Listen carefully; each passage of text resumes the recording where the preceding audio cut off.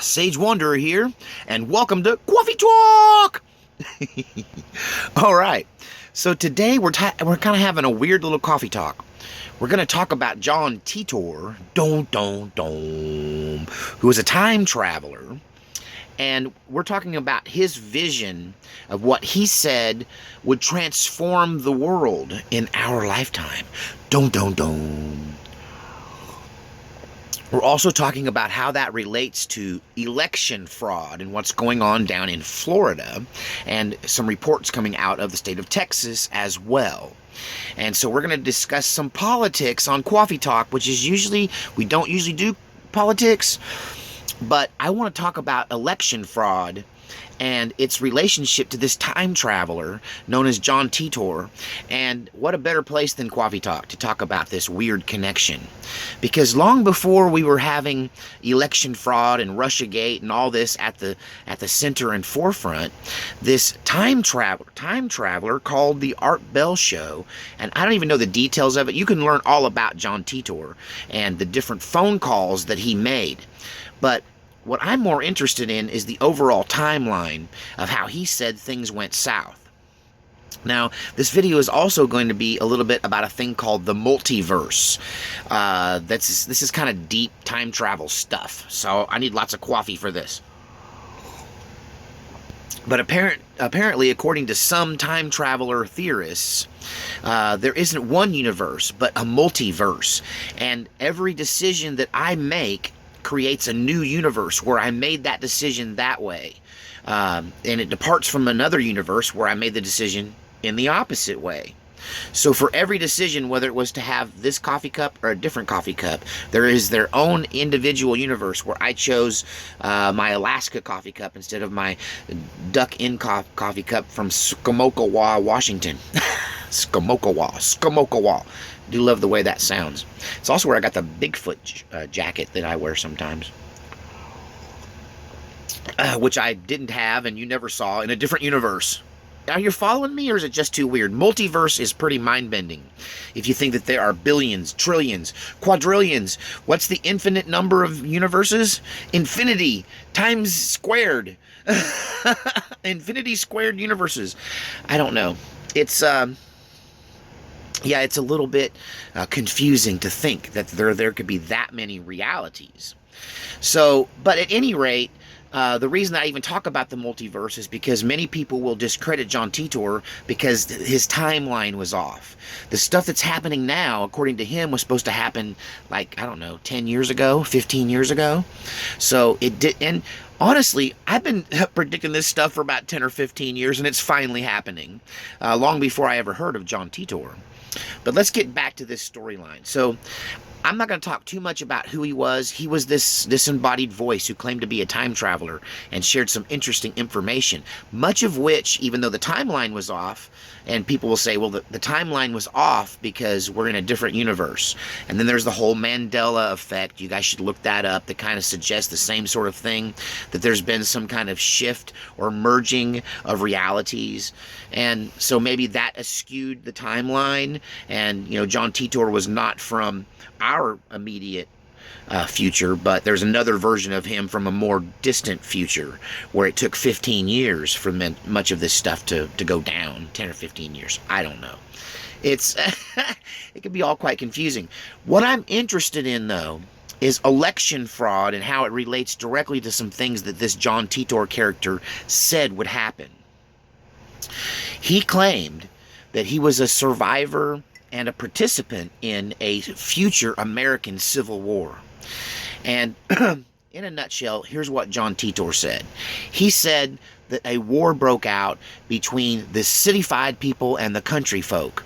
And the country folk had control of all the food, and they cut the city folk off from the food because of a culture war that was existing. That was all based around a fraudulent election. According to their history, now we all know whoever wins gets to write the history, but according to John Titor's history, there was a illegitimate president who was elected because of voter fraud and tampering with voter machines. Now, when I heard this, in the light of the things that are going on around the Russiagate and Donald Trump, and those accusations that the left made about direct the hacking of the election. Now, we all know that the election was not hacked. That also, as far as what we know, there was some ads bought and some money spent to sway opinions by Russian nationals. That they were somehow getting involved in our political life. But as far as actually getting in and tampering with votes, that didn't happen in 2016. And there's not been any proof that that happened in any measurable way whatsoever. So when I first heard that, I thought, well, that's what they're accusing Trump of. They're going to overthrow the Trump presidency. And in retrospect, history will state factually, even though it's untrue, that there was voter fraud involved in the 2016 election. But now I'm thinking, it's the 2020 election that may be the one that people claim an illegitimate presidency. Let me expand. The headlines of today, as of just post the election in 2018, we're in November of 2018, just right after the election now. And this is the midterms. And all of this voter fraud lawsuits are flying back and forth. I'm hearing out of Texas that there were many Texas voting machines. Now, interestingly enough, certain members of the left, high-profile individuals, have invested in voter machine companies that make these electronic voting machines.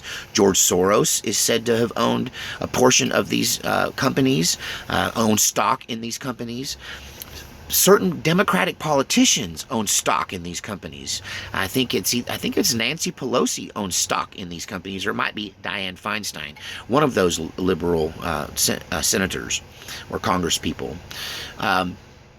So, at any rate, doesn't really matter. The point is, they were getting reports out of Texas that if you voted a straight party ticket, most of which were straight party Republican tickets, because after all, it's Texas, that it would flip the party.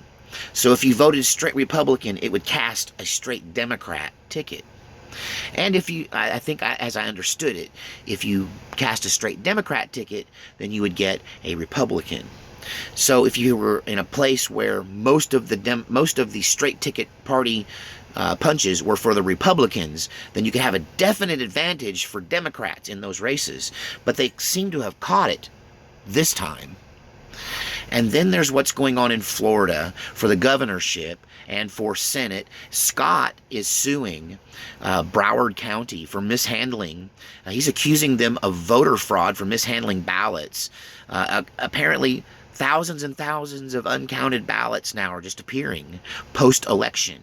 And they're allowing them, and there's not a real explanation of where these other votes are coming from. And the whole thing stinks to high heaven. And let's not forget that it was Florida where the famous hanging Chad in the 2000 election thing went down, where they actually physically wrestled and fought over boxes filled with ballots. So is election fraud the final trigger in this fractured, polarized society? In the future, potentially in the 2020 election, will a president be elected fraudulently, or will they be accused of being elected fraudulently due to direct control of voting machines? Now, this is John Titor. John Titor, the time traveler, years ago, more than a decade ago, I think. You should look up Titor, because this really isn't about Titor, but it's more about his vision and the things that he said would happen. But the details of his appearing and disappearance is kind of interesting. It's a real whodunit. I think I talked about him in a previous video. Time traveling, future predictions. I don't know. I got a previous coffee talk that's kind of similar, but I wanted to get into detail specifically about this voter fraud and what I'm seeing in real life and how it reflects what this time traveler claims to have said all that many years ago would happen. Now, in 2020, could we see an upset?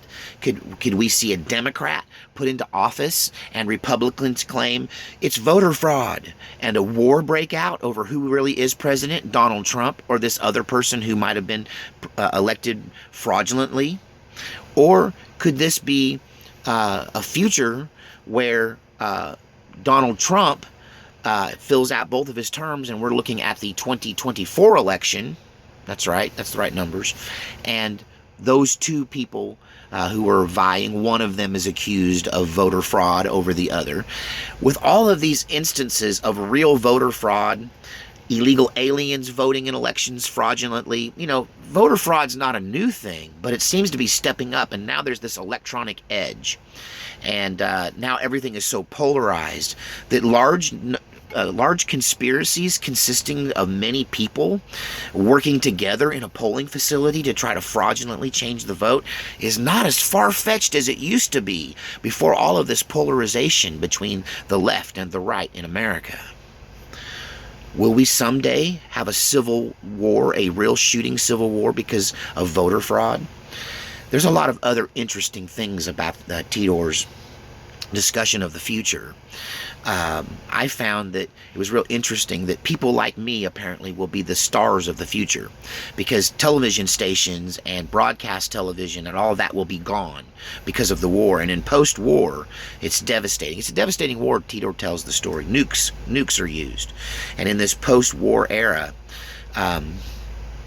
people on the internet are famous because the internet survives. Somehow the internet survives, and internet personalities doing little shows like this, telling stories, educating people, is the main form of entertainment, apart from local music groups entertaining people around the campfire and barn dances and that sort of thing. So in some ways, the Civil War runs us back to, horse and buggy days, but in other ways, we still have a lot of technology floating around, although the world has changed. And all that's very, very interesting. But the thing that keeps digging at me is how he says the Civil War will break out over fraudulent and voter cheating, voter fraud, and the voting machines in particular being compromised in some way. Tell me what you think about this theory in the comments section. And once again, I hope you enjoyed Coffee Talk!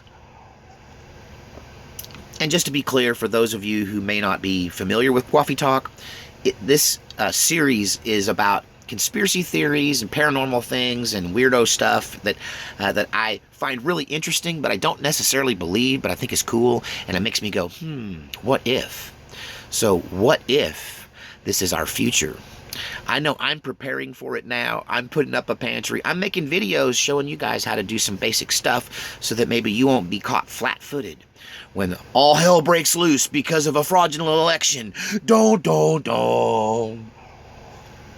See you next time on Coffee Talk!